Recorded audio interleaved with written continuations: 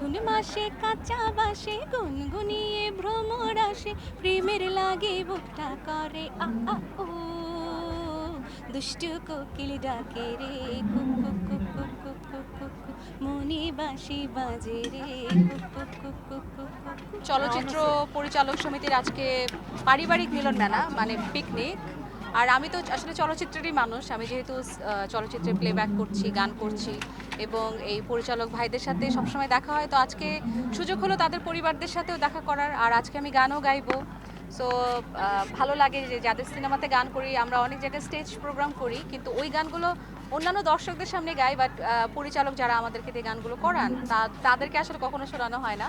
তো তাদেরকে এবং তাদের পরিবারের সবাইকে ওই গানগুলো শোনাবো এবং সবাই মিলে আনন্দ করব, খুব ভালো লাগছে। যেই গানগুলো আসলে পপুলার, যে গানগুলো জনপ্রিয় আসলে, সেই গানগুলোই শুনতে চাই, সেগুলোই গাওয়া হয় আসলে। অনেক অনেক অনেক ক্ষেত্রের গানই আমার কাছে আসলে আমার জনপ্রিয় হয়েছে, আলহামদুলিল্লাহ।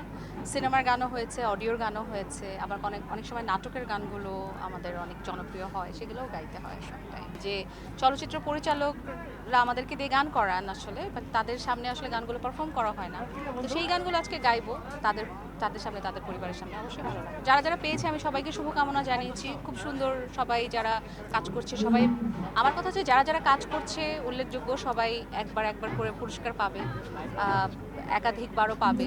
তো যারা যারা ভালো কাজ করবে তারা পুরস্কৃত হবে, এটাই আমার কাছে। ভালোবাসা দিবস উপলক্ষে আসলে গানের প্রিপারেশন নেওয়া হয়নি, কারণ স্টেজ প্রোগ্রাম নিয়ে আসলে আমরা অনেক ব্যস্ত ছিলাম।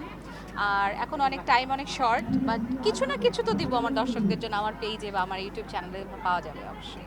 না, যেই সময়টা আমরা অবসর পাই ওই সময় আমি পরিবারের সাথে থাকি, ওইটাই আমার একা টাইম। জানি না, আসলে এখন আসলে সিনেমা বের হওয়ার আগ পর্যন্ত বলতে পারছি না যে কোন সিনেমায় কি গান গাচ্ছে, গান করে যাচ্ছে। আমি যেহেতু চলচ্চিত্রের গানে কণ্ঠ দেই, সো অনেকগুলো মুভিতেই গান করেছি। এখন আমি জানি না কখন কোন মুভি ঈদে আসবে, কোনটাতে আসবে, এখন আমি স্পেসিফিক্যালি বলতে চাই না। চলচ্চিত্রের গান আর অডিওর গানের মধ্যে খুব একটা যে পার্থক্য তা না, বাট পার্থক্য খুঁজতে গেলে অবশ্যই আছে। প্রত্যেকটা গানের বোধ আলাদা, প্রত্যেকটা গানের কথা অনুযায়ী তার অনুভূতিটা ডিফারেন্ট থাকে। বাট চলচ্চিত্রের গানে যেটা এক্সট্রা যে জিনিসটা থাকে সেটা হচ্ছে যে পরিচালক বা সিনেমার যে প্রেক্ষাপট, সেই জিনিসটা মাথায় আমাদেরকে দিয়ে দেওয়া হয়।